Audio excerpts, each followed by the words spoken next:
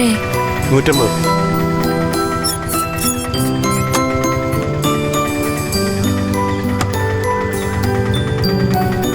ലതികേ, ചീരുമോള് വന്നു.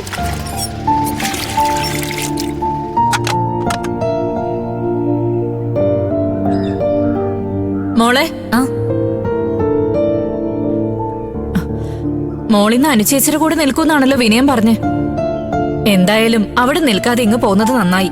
നമ്മളായിട്ട് ആർക്കും ഒരു ബുദ്ധിമുട്ടുണ്ടാക്കരുത് ചീരു. ഞാൻ അച്ഛനെ ഒന്ന് കാണാൻ വേണ്ടി നിന്നത് അമ്മ. അച്ഛനെ കണ്ടിട്ട് ഞാൻ തിരിച്ചു വരുമെന്ന് വിനേട്ടനോട് ഞാൻ പറഞ്ഞതായിരുന്നല്ലോ. ഡെഡ് ബോഡി ആ പയ്യന്റേതല്ലെന്ന് തിരിച്ചറിഞ്ഞപ്പോ മാഷിന് ഭയങ്കര ആശ്വാസമായി കാണും അല്ലേ?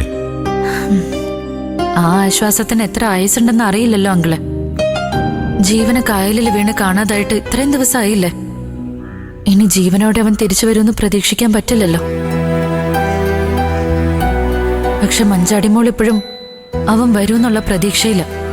അതാ അച്ഛന് ഏറ്റവും സങ്കടം. ഇത്രയും കാലം അച്ഛന്റെ കൈ കിടന്ന് വളർന്ന കുഞ്ഞ് ഇപ്പൊ പെട്ടെന്ന് പക്വത വന്നൊരു ഭാര്യയെ പോലെ ഭർത്താവിന്റെ വരവും കാത്ത് അവന്റെ വീട്ടിൽ പോയി താമസിക്കുക. അവര് തമ്മില് താലി പോലും കെട്ടിയിട്ടില്ലെന്ന് ഓർക്കണം. എന്ത് ചെയ്യാനാ മോളെ? ഇപ്പോഴത്തെ കുട്ടികളുടെ മനസ്സ് വായിച്ചെടുക്കാൻ ആർക്കും പറ്റില്ല. അവരെ അവരുടെ ഇഷ്ടത്തിനനുസരിച്ച് വിടാനേ പറ്റൂ. എല്ലാം ശരിയാവും ചീരു.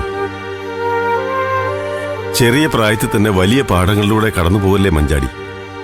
അവൾ യാഥാർത്ഥ്യങ്ങളുമായി ഇണങ്ങാൻ തുടങ്ങിയ പുതിയൊരാളായിട്ട് മാറും. അങ്ങനെ ആയാ മതിയായിരുന്നു. വിനേട്ടൻ ഇവിടെ ഇല്ല അമ്മ. പുറത്തു പോയതാണോ? ഏയ്, അവൻ മുറി കിടന്ന് ഉറങ്ങുന്നുണ്ടായിരുന്നു. ആ, മോള് ചെന്ന് ഡ്രസ്സൊക്കെ മാറും. അമ്മ ചായ എടുത്ത് വെക്കാം. വയ്ക്കും.